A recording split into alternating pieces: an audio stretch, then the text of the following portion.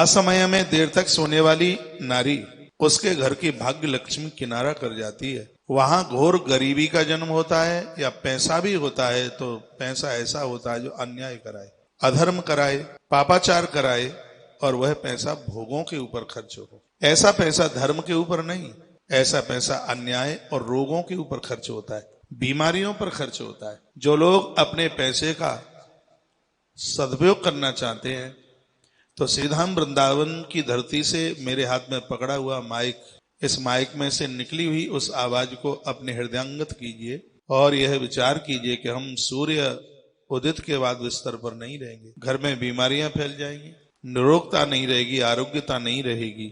और यह भी सुनिए, जो बहुत देर तक बिस्तरों पर पड़े रहते हैं उनकी उन्नति तो होती ही नहीं, उनका शारीरिक और मानसिक रूप से वह रोग हो जाती है। आज तो जवान अवस्था है, 10-5 साल के बाद देखिए पूरी हड्डियों में दर्द होगा, जबड़ों में दर्द होगा, घुटनों में दर्द होगा। सूर्य अस्त के बाद बिस्तरे पर पड़े होने से पूरा शरीर रुग्ण हो जाता है और पूरा मस्तिष्क रुग्ण हो जाता है। भले ही घर में कोई काम न हो तो भी बिस्तर भोर में थोड़ा समय से ही छोड़िए तो ही ज्यादा ठीक है। अपनी बेटियों पर भी ध्यान दें। मैं ऐसा कहूं मुझे ठीक नहीं लग रहा है, फिर भी छुट्टियों के समय पर बच्चे 11 से 12 बजे के बीच में ही जग, 9 से 10 बजे तक का तो समय उनका रोज का रूटीन हो गया। यहाँ आपने संभाला नहीं, बेटी ससुराल जाती है, वही आदत पड़ी होती है, फिर जीवन में समझौता नहीं होता। तलाक जैसे केस जो कि इस देश के लिए दुर्भाग्यपूर्ण है और वह आज देखने को मिलते हैं। आपको पता होना चाहिए कि बेटी दूसरे घर की अमानत है, ये दूसरे घर की संपदा है। कुछ वर्षों के लिए ईश्वर ने इसको तुम्हारे यहां रखा है, आखिर में जिस घर की संपत्ति है इसको उसी घर में जाना है। और आपको पता है कि जो चीज दूसरे की होती है उसका बड़ा ध्यान रखना पड़ता है। एक बार मैं कहीं नदी के किनारे, कहाँ था, ओमकारेश्वर, कुछ लोग संग में थे।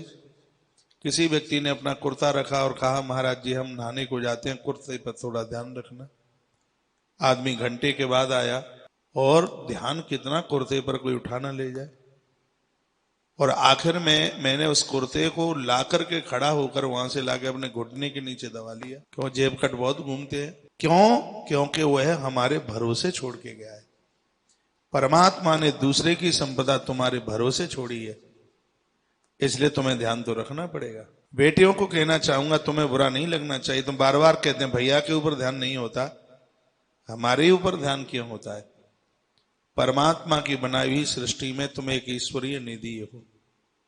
तुम किसी परिवार की वंश स्रोत हो। तुम हो तो कल है और तुम नहीं हो तो कुछ भी नहीं है। आप इस प्रकृति की सबसे सर्वश्रेष्ठ चीज हो। आलू का बोरा डाल दीजिए, कोई उस पर ध्यान नहीं देगा, लेकिन वहीं तुम कोई सोने की चीज डाल देते हो तो उसको ध्यान देना पड़ेगा। आप बहुमूल्य हैं, आप अनमोल हैं, आपके मोल का कोई चुकता नहीं कर सकता। इसलिए आपके ऊपर बेटियों ध्यान दिया जाता है, आप कभी बुरा न मानिएगा। असमय में देर तक सोने वाली नारियां, बेटियां जिस घर में, उस घर की भाग्य लक्ष्मी किनारा कर जाती है और वह परिवार की उन्नति तो छोड़िए, उस परिवार का शारीरिक और मानसिक रूप से जीवन रुग्ण हो जाता है। इसलिए मातृशक्ति से हमारा निवेदन है, आप स्वयं और अपनी बेटियों पर, अपने बच्चों पर ध्यान देते हुए उनको संभालिए। ये आपका दायित्व है। सिर्फ बच्चों को जन्म देना ही आपका दायित्व नहीं रहा, इन बच्चों को संभालना भी आपका एक बहुत बड़ा दायित्व है। लेकिन जहां मां ही 11:30 बजे जगेगी तो बच्चों का फिर कसूर ही क्या है?